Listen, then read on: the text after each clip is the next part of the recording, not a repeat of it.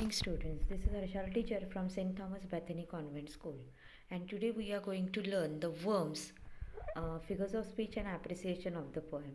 Already we have learned this poem and we have written the paraphrase of the poem. Now we will learn the various figures of speech used in the poem and the appreciation of the poem in this video. So let's start with the figures of speech. So first is turn thy hasty foot aside. In this sentence we will see that this is a repetition. The word turn is repeated to create a poetic effect. Then second, a portion of his boundless love on that poor worm bestowed. So it is again a inversion. The words are not in a proper prose order, and the correct prose order is a portion of his boundless love bestowed on the poor worms. Next is the sun, the moon, and the stars he made. It is an inversion. So the line is not in a proper prose order. The correct prose order is he made the sun, the moon, and the stars. Next is apostrophe. So what is first of all apostrophe? Apostrophe is a figures of speech where the poet directly addressed to someone who is absent or something that is abstract. Turn thy dusty foot aside. Let them enjoy their little day. Oh, do not lightly take away the life thou canst not give. So all these three are the example of apostrophe. Okay, so now next is archic words. So in this poem there are so many archic words are used. So what are the words, the meaning are there is used in this poem. So first of all, the archic word is die. Die means your. Then being means life. Bestowed means gifted or given as a gift. And this thee means you. Thou means also you. Canst means cannot or can. Okay, so these are the figures of speech and the archaic word used in the poem and their meaning in the modern English. I hope this you have understood. Now we'll go for the appreciation of the poem. So first of all, poem and poet. The Worm by written Thomas Gisborne. And theme of the poem is respected every creature, big or small, for each has own role to play in this universe.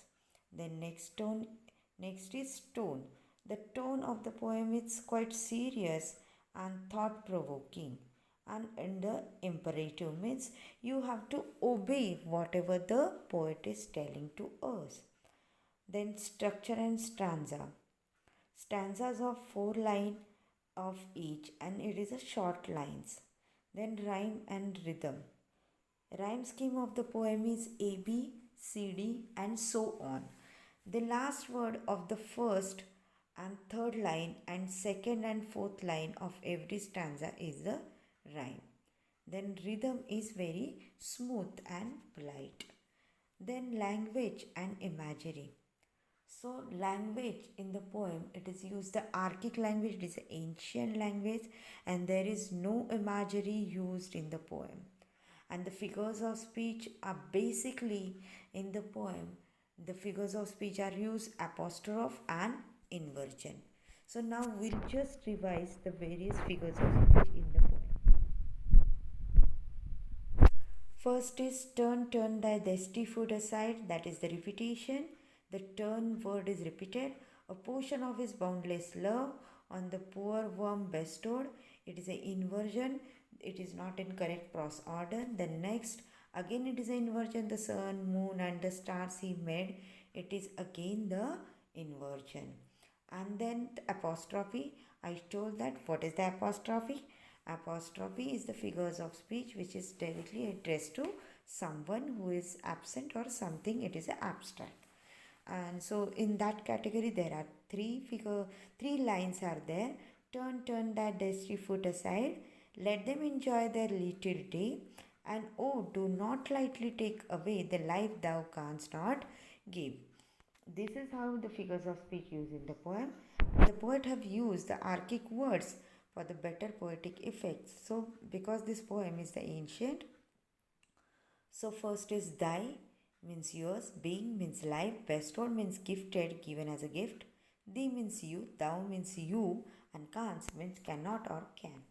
And after that we have learned how to write the appreciation of the poem. I hope all of you have understood the figures of speech, the archaic word used in the poem, and the appreciation of the poem. I'll provide the PDF to write all these things in your notebook. I hope all of you have understood how to write the appreciation of the poem and how to find out figures of speech used in the poem. So friends, so students, thank you very much. Thank you for watching the video. Further, if you have any doubt, you can ask me while discussing in the WhatsApp. Okay, thank you. Thank you very much. Stay home, stay safe.